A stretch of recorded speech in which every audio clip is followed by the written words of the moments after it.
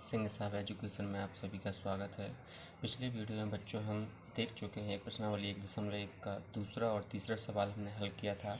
अब हम इस वीडियो में प्रश्नावली 1.1 का चौथा और पाँचवां सवाल हल करेंगे, तो हमारे साथ बने रहिए। एक एक करके हम दोनों प्रश्नों को हल करेंगे। तो आइए सबसे पहले हम प्रश्न देखते हैं कि प्रश्न में क्या बोला गया है हमारे लिए। तो प्रश्न क्या बोल रहा है कि यूक्लिड विभाजन प्रमेयिका का प्रयोग करके दर्शाइए कि किसी धनात्मक पूर्णांक का वर्ग किसी पूर्णांक m के लिए 3m या 3m प्लस के 1 के रूप का होता है।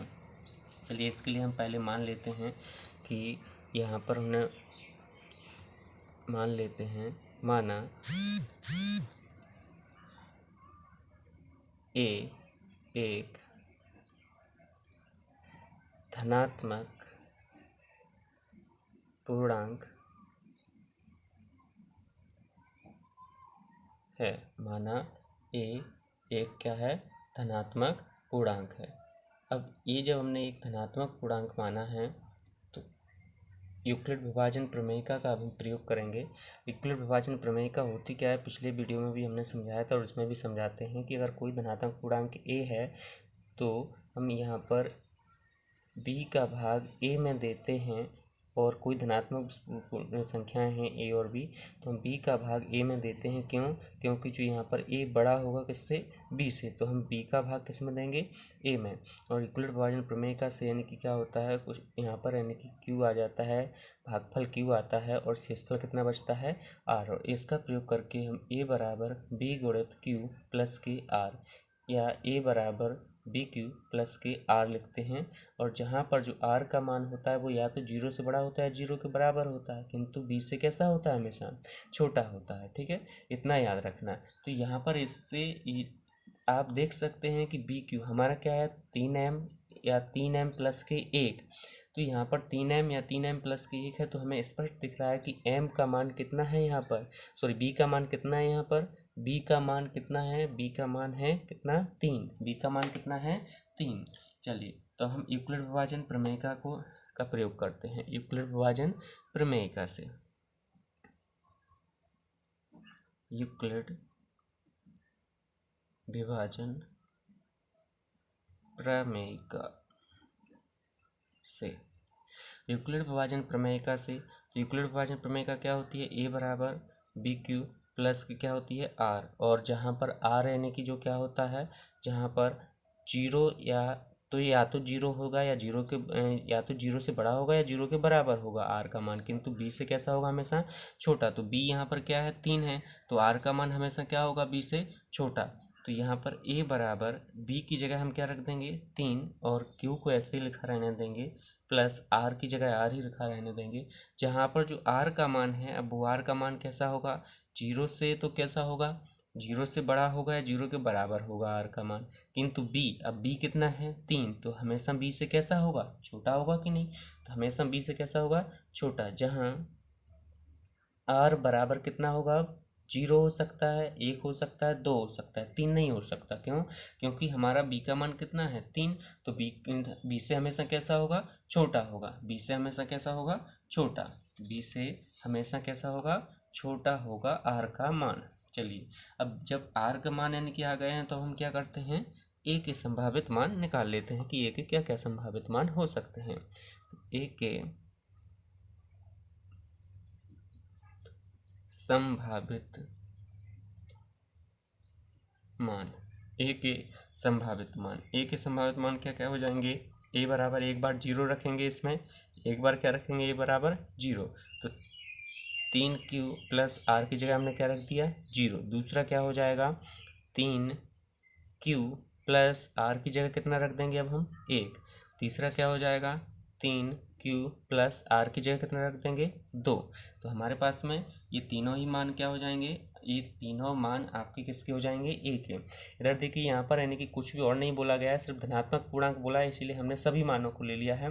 यहाँ पर 3q प्लस के 0 भी पहला हो जाएगा, आर की जगह 0 रखेंगे, फिर 3q प्लस के 1, क्योंकि आर की जगह कितना रखा है, 1, और फिर 3q प्लस के 2, आर की जगह कितना रखा है आपकी बार, 2।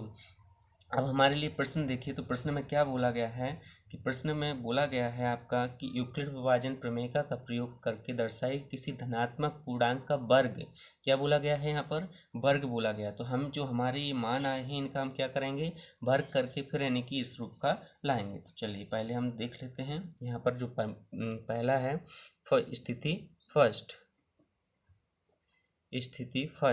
स्थिति फर्स्ट में सबसे पहले हम क्या करते हैं? स्थिति फर्स्ट में पहले a बराबर 3q प्लस के 0 ले लेते हैं। a बराबर 3q प्लस 0। अब आपको पता होगा कि जो 0 है वो किसी भी संख्या में जुड़ता है तो वही की वही संख्या प्राप्त हो जाती है। 3q आ जाएगा।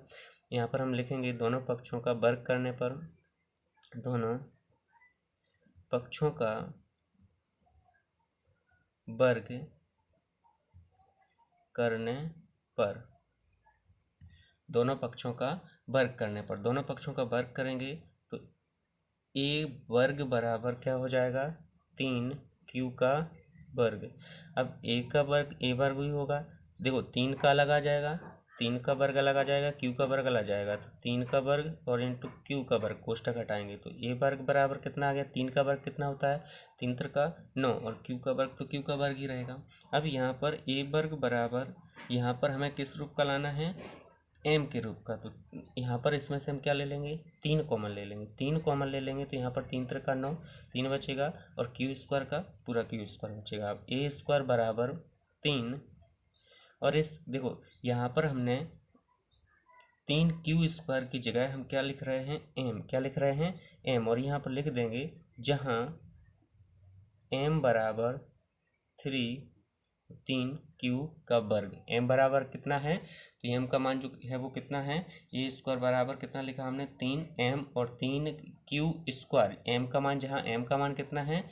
m का मान है आपका 3q स्क्वायर। तो a स्क्वायर मतलब वर्ग। देखो वर्ग हमारे लिए कितना मिल गया? 3m के रूप का मिल गया है। यहाँ पर जो वर्ग मिला है वो किस रूप का मिला है? 3m के रूप का मिल गया।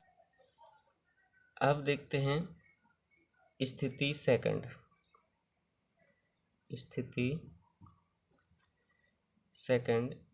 स्थिति सेकंड हमारी क्या थी? स्थिति सेकंड थी a बराबर 3q प्लस का कितना? 1। a बराबर 3q प्लस का 1। अब दोनों पक्षों का वर्ग करने पर, दोनों पक्षों का वर्ग करने पर, दोनों पक्षों का वर्ग करेंगे तो यहाँ पर तो 1 का वर्ग हो जाएगा और यहाँ पर क्या हो जाएगा? 3q प्लस के 1 का क्या हो जाएगा? होल वर्ग। 3q प्लस के 1 का होल वर्ग। अब आपने एक सर्वसंख्या पढ़ी होगी, a प्लस के b का होल वर्ग बराबर होता है a का वर्ग प्लस b का वर्ग और प्लस 2ab। कोई यहाँ पर बीच में भी लिख देते हैं 2ab, तो यानी कि a का वर्ग प्लस b का वर्ग प्लस 2ab वही है। ठीक, तो यहाँ पर a बराबर कितना है? 3q और b बराबर कितना है? 1। तो आइए इसमें हम मान रख देते हैं। a बराबर a का वर्ग मतलब 3q का वर्ग, a का वर्ग मतलब 3q का वर्ग, b वर्ग मतलब 1 का वर्ग और प्लस 2ab। तो 2 और a का मान है कितना? 3q और b का मान कितना है? 1। तो a वर्ग बराबर 3 का वर्ग कितना होता है? 9 और q का वर्ग करेंगे तो q ही आएगा। 1 का वर्ग कितना होता है? 1। यहाँ पर 3 दूनी 6, 6 गुणा 1 में करेंगे तो 6q ही आ जाएगा। क्या आ जाएगा? 6q। अब a वर्ग बराबर, इधर देखो 9q का वर्ग प्लस 6q और प्लस 1 हम इस साइड लिख लिया हमने। तो a वर्ग बराबर क्यों लिखा? क्योंकि इसमें से हमें 3 कॉमन निकालना है। 3 कॉमन निकलेगा तो 3 3 का 9, q का वर्ग प्लस 3 का भाग 6 में दोगे तो कितनी बार? 2 बार। 2 और q का q ही, तो प्लस का 1 ऐसे कहते हैं। तो a वर्ग बराबर हो गया 3 और इतने की जगह हम क्या लिख रहे हैं? m। इसकी जगह हमने क्या लिखा है? इतने की जगह क्या लिख दिया हमने? m। और ये प्लस का 1 तो आपका है, यहाँ पर लिख देना, जहाँ m बराबर कितना है? 3q का वर्ग प्लस के 2q। ये आपका m का इसमें मान है। अब देखते हैं यहाँ पर निकल आया a वर्ग बराबर 3m प्लस के 1। अब तीसरी स्थिति हमारी बची हुई थी, वो तीसरी स्थिति भी हम लिख देते हैं। तीसरी स्थिति क्या थी हमारी?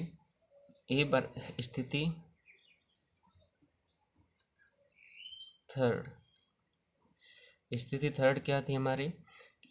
a बराबर था कितना? 3q प्लस कितना था? 2।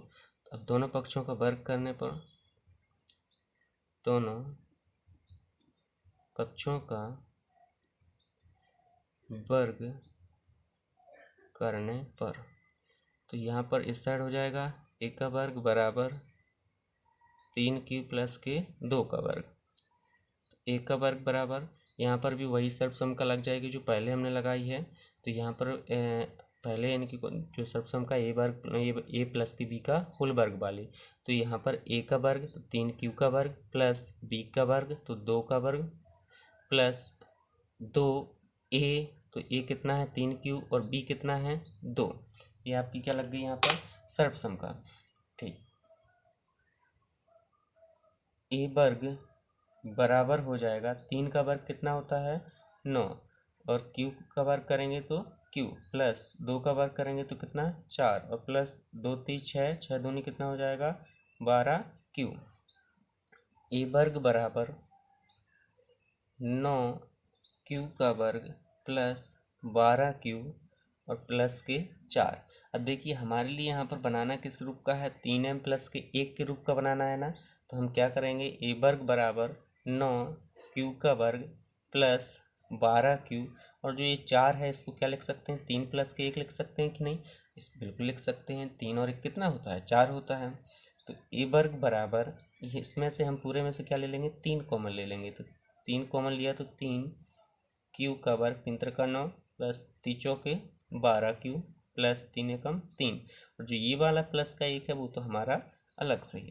तो a का वर्ग बराबर कितना हो जाएगा 3, और अब हम इस पूरे कोष्टक की जगह इसकी जगह क्या रखेंगे, इसकी जगह हम क्या रख देंगे m, क्या रख देंगे m, और प्लस की हमारा जो 1 है ये इस यहाँ पर आ जाएगा, जहाँ हम लिख देंगे जहाँ m बराबर 3q का वर्ग प्लस 4q प्लस 1, मतलब 3q का वर्ग धन 4q धन 1, ये आपका m का यहाँ पर मान है। तो अब हम नीचे क्या लिखेंगे, ये कोई भी धनात्मक पूर्णांक, कोई भी जो हमारा सवाल था कि